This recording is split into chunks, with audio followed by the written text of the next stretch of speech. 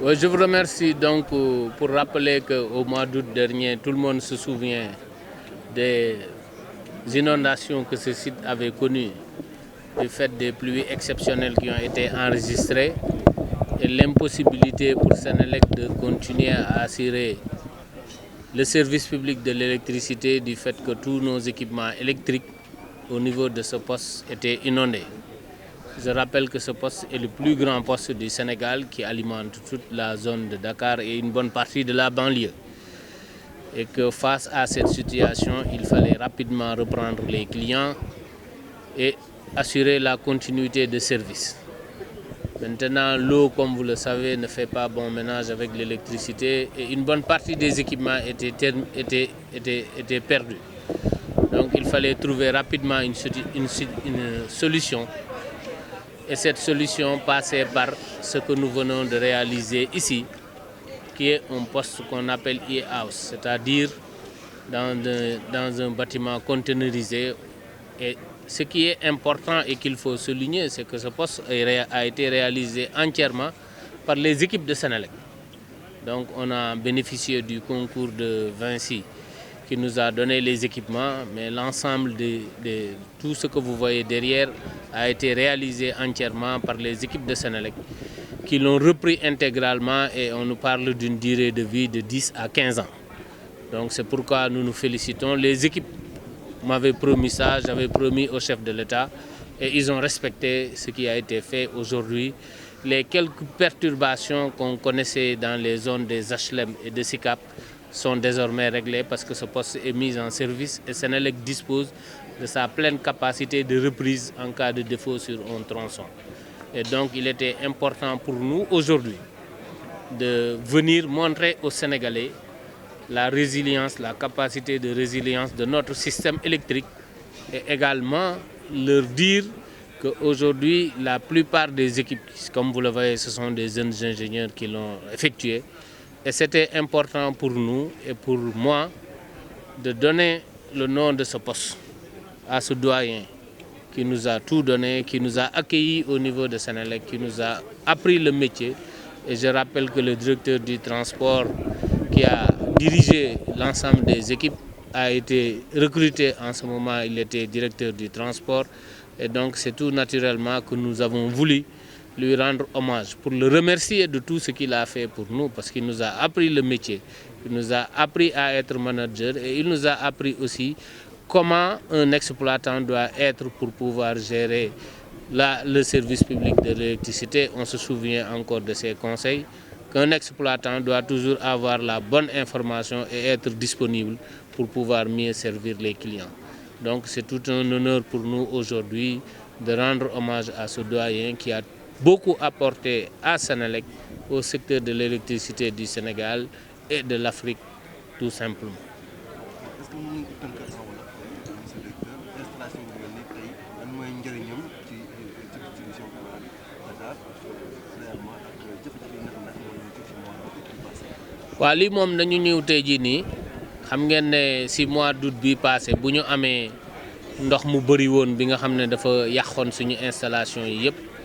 il fallait que ñu trouver waat yeneen installation yu bees yoo xam ne moom la ñuy war a defar pour mën a continuer di alimenter poste bi parce que damay fàttali rek ne poste Hann bi mooy poste bu gën a rëy ci Sénégal te moom mooy alimenter presque Dakar ak une bonne partie banlieue bi yëpp moom moo koy alimenter kon loolu foo ko ñàkkee rek da nga koy yëg ci wàllu lu courant bi nga xam ne moom ngay jox suñu abonné yi moo taxoon à l'époque bu ñu ñëwee visiter ko ñu gisoon ne war nañ mun a def lu mel nii nga xam ne bu ngeen xoolee pieds yu ñu ko def lii inondation mënatu ko yàq te léegi techniciens yi wax nañ ma sax ne mun na diire fukki at ba fukki at ak juróom kon donc bu yàlla defee tey jii ñu defar loolu te nga xam ne ay équipe bu Senelec kese ñoo ko defar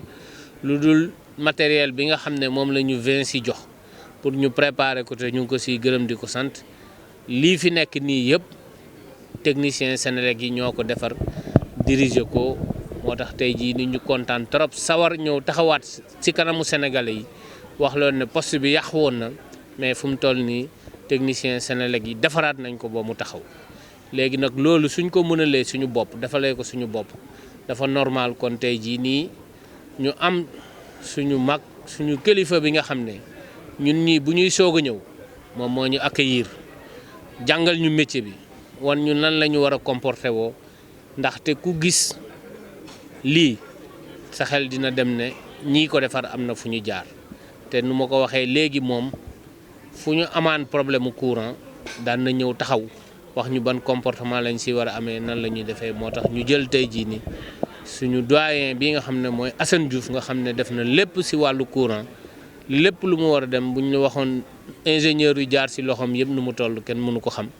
kon donc ñu jël ko tuddee ko tey pour fàttaleku nu mu ñu jàngalee métier bi pour fàttaleku li nga xam ne def na ko si secteur Senelec pour fàttaleku lii nga xam ne aussi def na ko si secteur électricité Sénégal ak Afrique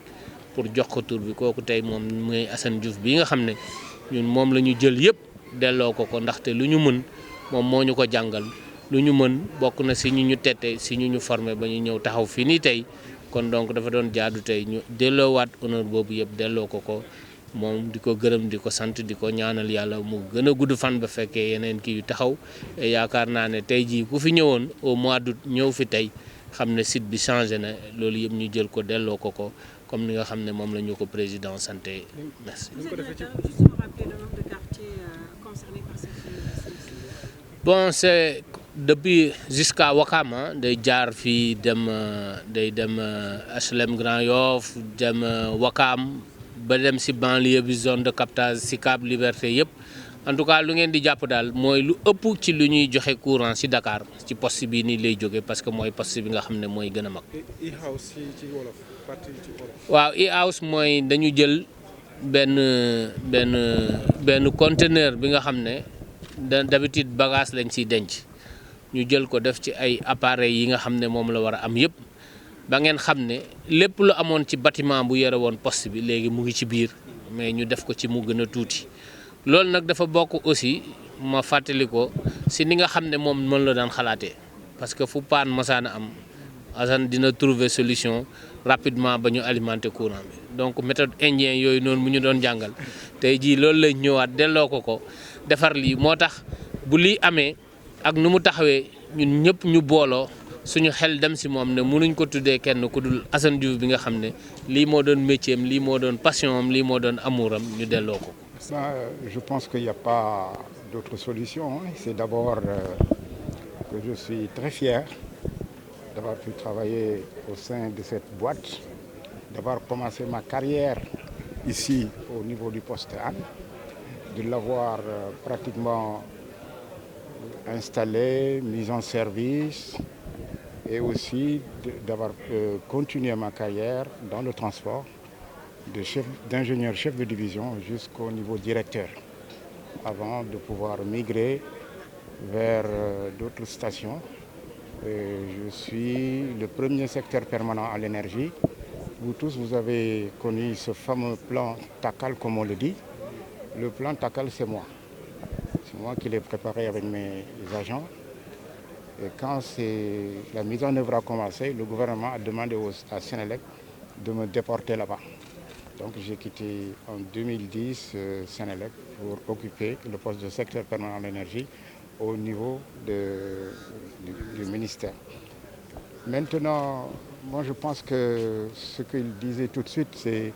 le principal rôle de l'exploitant. Parce que nous sommes un service public. Senelec gère un service public. Un service public, c'est quoi? C'est la continuité, la qualité du service et la permanence. Le problème du prix est géré par d'autres structures. Notre rôle, c'était de faire en sorte que quand il y a une panne, quelle que puisse être la panne,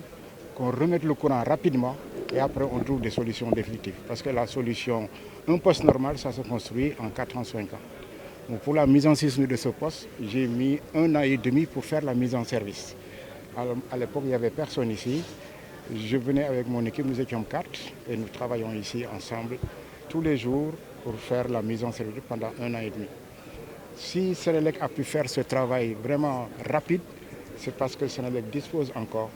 de beaucoup de jeunes qui sont bien formés et qui sont très prompts à trouver des solutions pour la clientèle. Donc vraiment, moi, hormis l'émotion qui m'étreint, c'est surtout la fierté que j'ai eue de retrouver des gens qui sont là, qui travaillent au bénéfice de la clientèle. waaw xam nga nag man séeréer bu déggul wolof bu baax laa ko mais nag ci wax na ko sànq tey infrastructure mel ni bu ñu taxawal ginnaaw yàlla bokk na si ñoom nga xam ne ñoo leen inspiré ñoo leen jàngal jàpp na si également que yooyu ñu tuddee la IHAS bi d'abord lan nga xalaat ci loolu tey. waaw xam nga lii moom bànneex dong laa ci mën a gis bànneex laa ci mën a gis ndax nit koo xam ne bi ngay dooru dugg Senelec en tant que jeune ingénieur ñu jël poste bi jox la ko j'avais 24 ans j'ai mon diplôme d'ingénieur à 24 ans ma ñëw fii di bokk ci ñi nga xam ne ñoo mettre en service poste bi biñ ko mettre en service toppatoo ko ba mun a reprendre clientèle yëpp yi nekk ci Dakar parce que bu njëkk ba clients yi ñu ngi doon Bel Air moo leen doon alimenté te Bel Air dafa demoon ba fees ba attanatu ko bi mu ñu demee noonu bi ñu defaree poste bi ba def ko en service la ñu reprendre Bel Air yëpp tout le réseau de Bel Air dem ba Pikine dem ba Guédiawaye dem même ba Rufisque pour reprendre toute la clientèle kon bu fekkee ne tey jëfandikoo nañu lii bi nga xam ne incident am na incident nag moom mënul ñàkk ci loo xam ne réseau ndax xam nga réseau moom da di loo xam ne dafa am agression yu bari agression yi mooy température bi ndox bi mooy disons poussière bi mooy oto yi mooy nit ñi mais lu ñuy soxla mooy bu amee rek nañu farlu pour def en sorte que client bi am courant bu gàtt après def mu nekk courant définitif loolu mooy service public moom noonu la doo ci ànd ak frustration doo ci ànd ak mer da nga war a def tout pour client bi am courant ndax client bi moom li ñu ko séq ak moom mooy mu am courant bu continue ba nga xam ne dina ko am à tout moment loolu nag moom loolu la ñu wane fii te ñun daan nañu liggéey ci lii mais wax dëgg yàlla ñoom ni ñu ko defee xam nañ ne boole nañ ci technologie bu bees bi boole ci avancement boole ci aussi farlu ndax service public moom farlu rek la mën a àndal bu amul farlu rek du dem ndax client bi nga xam ne dafa toog këram war a seetaan télé war a naan ndox mu sedd war a kii nga am ñàkk courant kooku amul dara loo ko mën a wax moo tax li ma leen doon wax tout le temps dama leen doon wax ne Senelec bu ñu ko déggul rek c'est parce que mi ngi dox waaye jël rajo beeg télé bi di wax vraiment lii moo tax ñu dinañu def nii ñu ngi def lii du ma ci ay termes techniques amul benn njariñ man nekk naa fi mais ñi ma gis rajo bariwul ñi ma gis télé te pourtant ñoom ñëpp maa leen doon seen kilifa. parce que pour man wax ci rajo beeg télé bi da dul yoonu Senelec na fexe ba kenn du ko tudd. loolu mooy li nga xam ne mooy yoonu Senelec service public mooy bu kenn yëg ne existé nga loolu la donc moom la ñu wane fii te defe naa bi wane nañ ko te lu baax la donc man sant yàlla laay def di leen ñaanal seen Senelec bi continuer ñoom ñu liggéey fii comme ni ñu def ba mun a am ñoom it seen retraite comme man jërëjëf